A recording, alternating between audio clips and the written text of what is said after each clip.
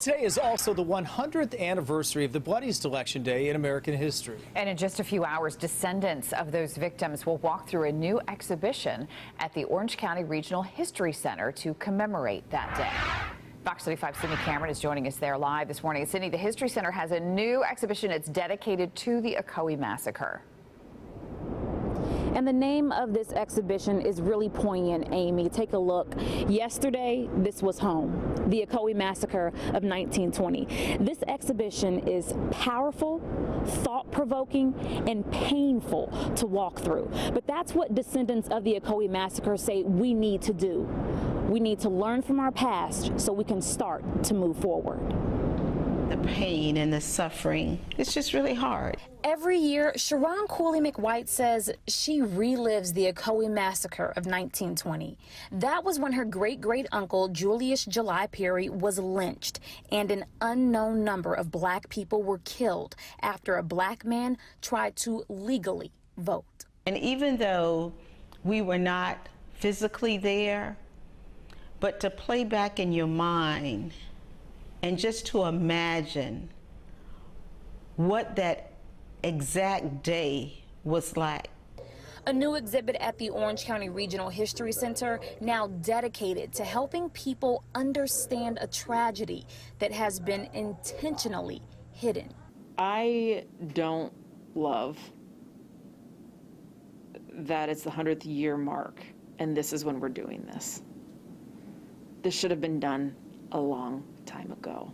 Pam Schwartz, chief curator at the History Center, says inside the new exhibit, people will see a document detailing how 3 black people burned to death during the massacre.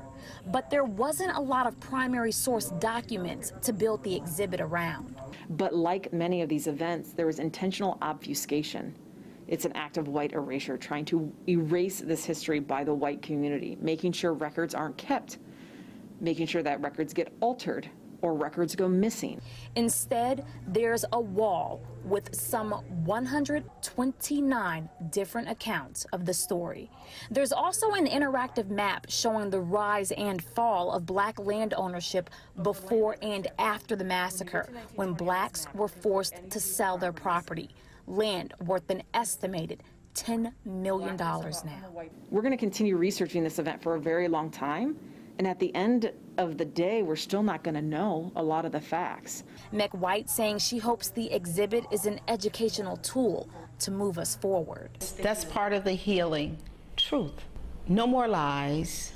Just tell the truth. Today, history will be heard. At 10 o'clock this morning, the Orange County mayor is actually holding a ceremony here at the Orange County Regional History Center. He will be joined by descendants of people's families who were there during the Ocoee Massacre of 1920. That's at 10 o'clock today at the Regional History Center. And when it comes to this exhibit, they're actually going to be able to walk through this exhibit after the ceremony. I barely scratched the surface with this exhibit. It is so powerful, so thought-provoking. It's something that you really need to come down and see in person for yourself. It is on exhibition through February 14th. Be aware there are timed entrances, so you have to go online and kind of reserve the time, but it is something that you really just have to see to absorb in person. Reporting live in Orange County, Sydney Cameron, Fox 35 News. Very